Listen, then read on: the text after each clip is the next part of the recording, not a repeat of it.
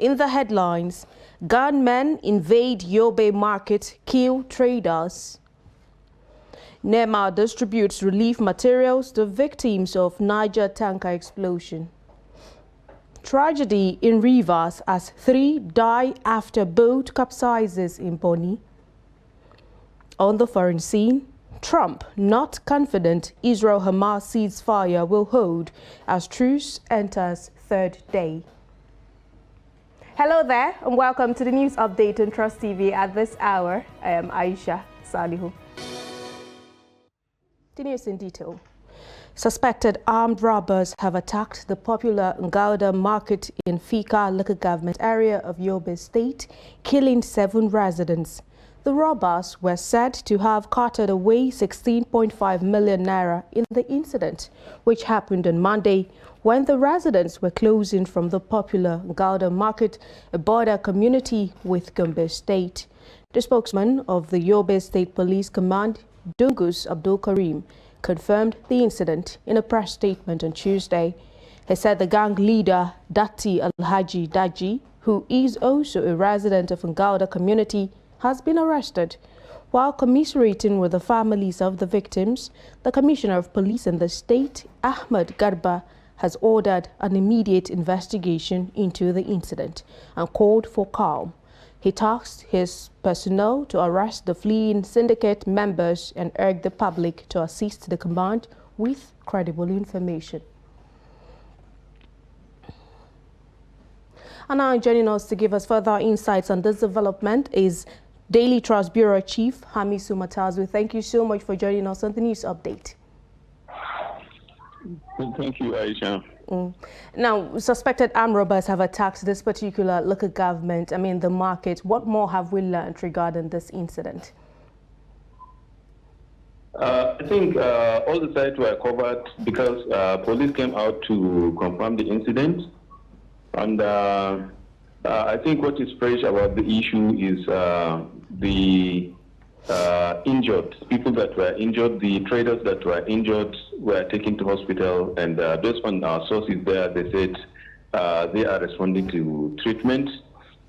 Meanwhile, Dirty is on the run, which according to the sources there, he is the one that invited some of the government, the robbers, to invade the market yesterday. And he is still at large, but the police have sent out team to search for them and ensure that they brought them into custody. Meanwhile, about the development, Ngalda market is a weekly market, of course, and it's one of the largest, if I can, in the whole Yobe state, is the largest market I can say. And there are some neighboring markets like that of Bajoga and other places. But what will strike you more is it has never, not once, it has never been attacked by any armed group or the robbers in the past, which is very rare of the markets there. And this is the first, and what I will tell people is how the traders summoned courage to face the attackers. And they were able to apprehend 3 out of the 6, I think, they chased. And I think they beat them to pulp, but some are saying that they were killed, while other sources are saying about 2 of them are still alive and have been taken to the police. The police have taken them. So we want to confirm that also. And lastly, I can say the market situation is now calm, but the people have lost over 16 million naira in their shops, and it's shops that are usually where the money transactions are taking place that they attack. They kill the person in charge and took away the money. So we are reaching out to the people there also to get an update. Okay, Hamisu, you'd agree with me that most marketplaces have their own security, but would you say, you have stated earlier that this is the largest market in the state, and would you say because this is the first time this incident is happening, perhaps there was some laxity on the part of the security operatives who are expected to guard the market, hence these people made their way into the market and what happened? Well, it's a security breach, of course, but we cannot quickly blame the security because they have done their best. I think the last time I fly the route was sometimes last 4 months, and I noticed presence of securities there, even local vigilante and even police at the checkpoints there. I cannot be too sure that security were around when the incident happened, but that's why I said what interests people the most is how the traders themselves responded and controlled the situation somehow, because they were able to apprehend catch some of the attackers, and though about 3 made their way out of the place, still at large, but the police give their words that they are on they are trailing them, and surely they will bring them to book. Thank you so much for bringing us up to speed on the latest details regarding this particular attack in this market. There we have been speaking with Daily Trust Bureau Chief Hamisu Matazu. Thank you so much. Thank you. Now, the National Emergency Management Agency has distributed food, non-food items and medical supplies to injured victims and affected families of the tragic petrol tanker fire disaster at Dikko Junction in Niger State. The agency disclosed this in a statement on Tuesday.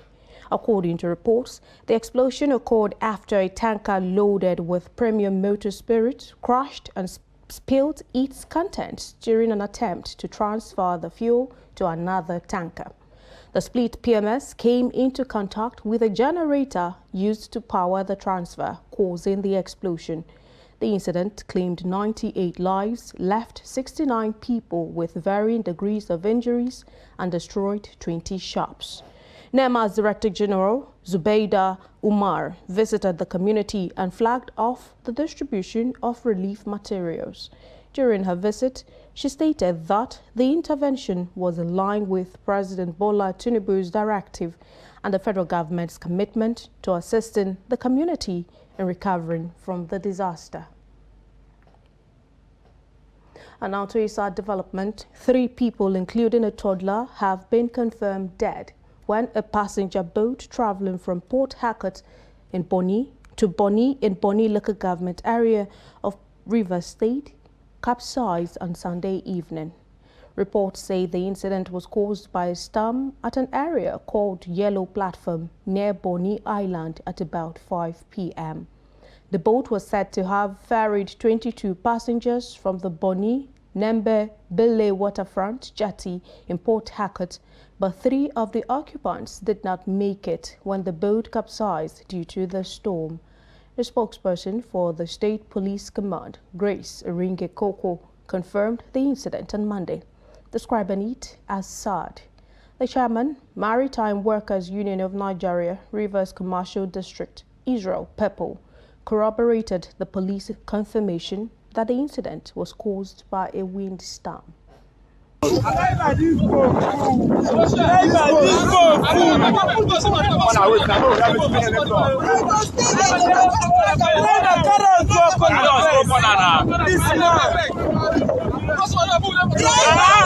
the boats be that. Just hold on. That's like that. Not the boat be that. Not the boat be that. Madam, calm down. This man not the assault, you know. Go front. Go front. Now you be the driver.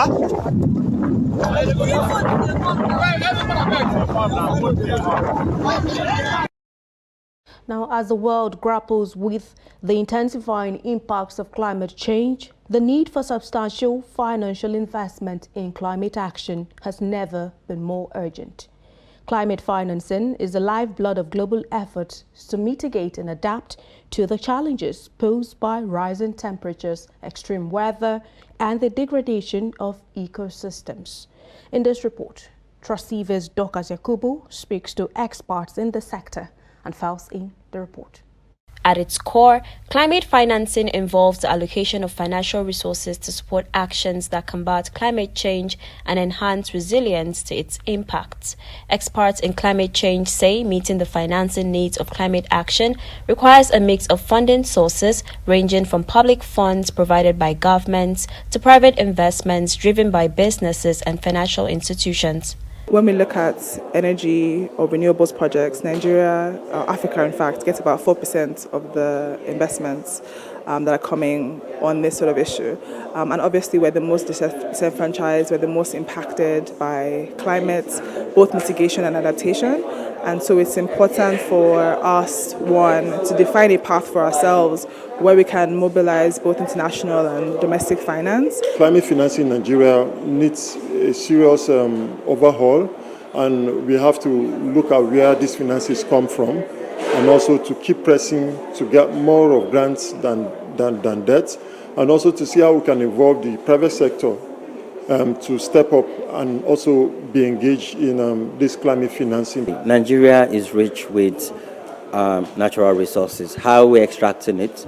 How are we empowering communities that we're extracting them from? How are we building capacity for young people?